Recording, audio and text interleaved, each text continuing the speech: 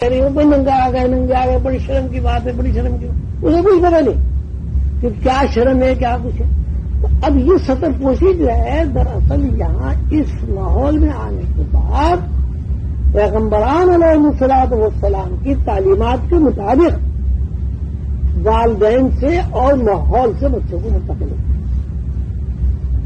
اور وہ اس طرح منتقل ہو جاتی ہے۔ آپ نے دیکھا ہوگا کہ آدمی پاگل ہو جاتا ہے لیکن سطر پوشی کا تصور پھر بھی اس کے اندر رہتا ہے، دماغی طور پر پاگل ہے، بھاگ رہا ہے، چل رہا ہے، پھر رہا ہے، نہ کھانے کا ہوش ہے، نہ اپنے رشتے داروں کو پہچانتا ہے، کبھی پہچان لیا کبھی، لیکن اس کو سطر پوشی کا احساس ہے، کپڑے وہ پہنتا ہے۔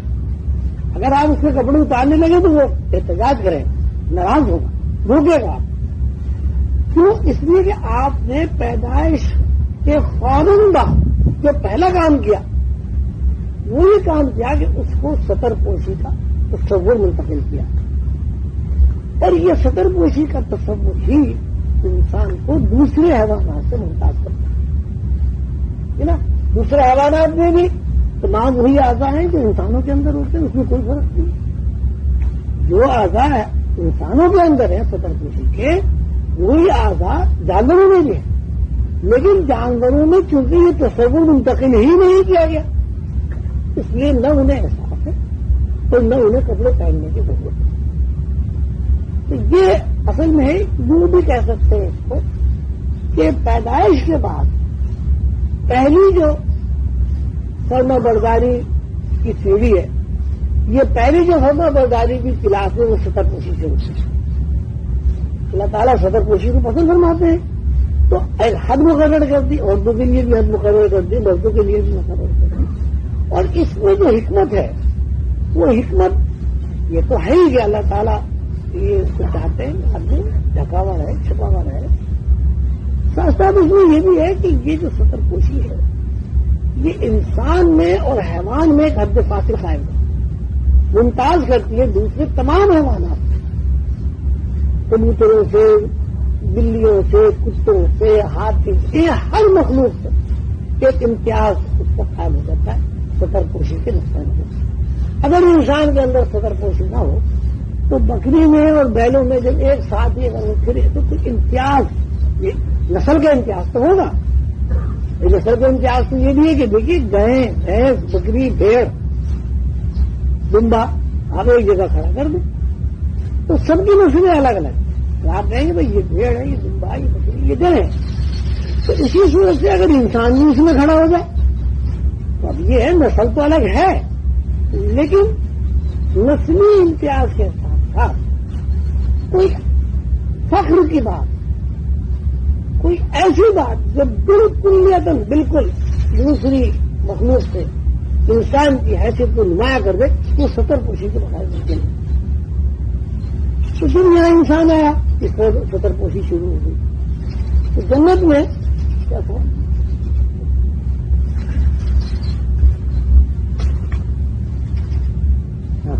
تو جسم تو یہی تھا جو اب ہے۔ اگر یہ جسم یہ نہیں ہوتا تو نافرمانی کے بعد آدم کو یہ احساس نہیں ہوتا وہ میں کھل گیا ہوں، کہتے ہیں کیلے کے پتوں سے سطر پوشی بغیر ہوتا، لیکن لباس جنت کے لباس میں اور اس دنیا کے لباس میں فرق۔ یہ جو ہماری دنیا ہے اس میں ہر چیز جو ہے کثیر ہے۔ زمین سے پیدا ہونے والی چیز جو ہے وہ کسی بھی صورت سے کثافت کے دائرے سے باہر نہیں ہوتے۔ یہ تو ہو سکتا ہے کہ کوئی چیز کم کثیر ہو، کوئی چیز زیادہ کثیر ہو۔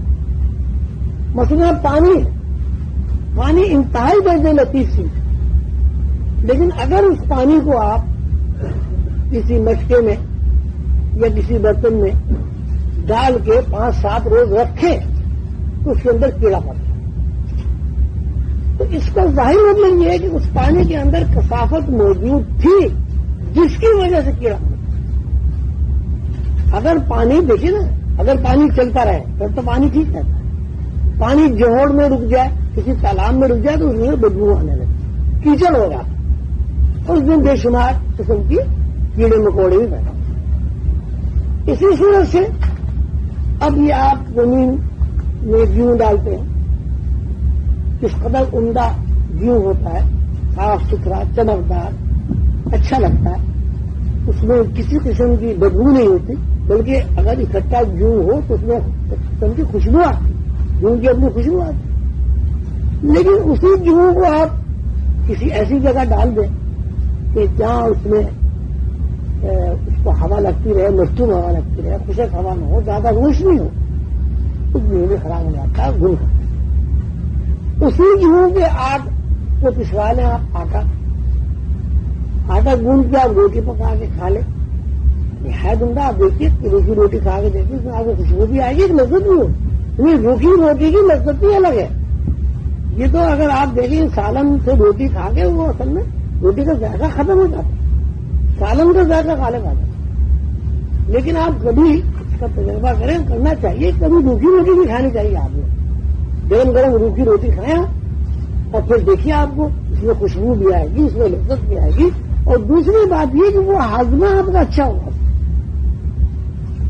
अच्छा, अब उसी आटे को इतनी खुशबूदार जिसकी रोटी बनी, इतनी जायकेदार जिसकी रोटी बनी, उसी आटे को आप सुबह से शाम तक गर्मी में रख दीजिए, उसमें ताक़त पैदा होगा और सड़ जाएगा और उसमें बाकायदा बू आएगी, जाल बन जाएगा कीड़ा पर।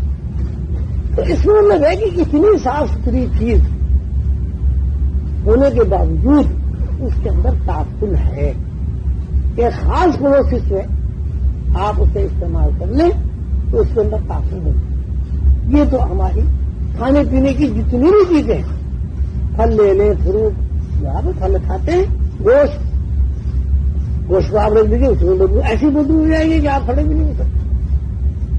तो इसमें मतलब कुछ चीज सड़ान उसके अंदर मौजूद है तो वो सड़ गई ना।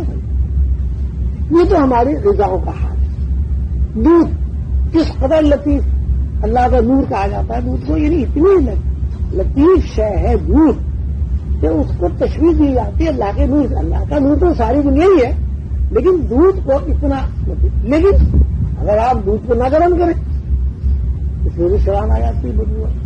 तो इसमें मतलब उसके अंदर भी सड़ान नहीं। ये तो आपकी वो चीजें हैं जो आपकी किफायत करती, यानी जरूरियात हैं आपकी जिंदगी की, ऐसी जरूरियात कि आप किसी भी उन्वान से इनको छोड़ नहीं सकते। ये तो आपकी ग़िज़ा।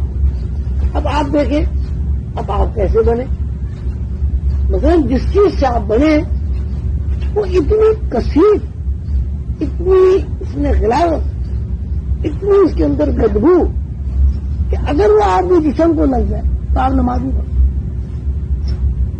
जब तक आप गुस्ल नहीं कर लेंगे, उस जगह को साफ नहीं कर लेंगे, उसको 3 दफा धो नहीं लेंगे, आप नमाज नहीं पढ़।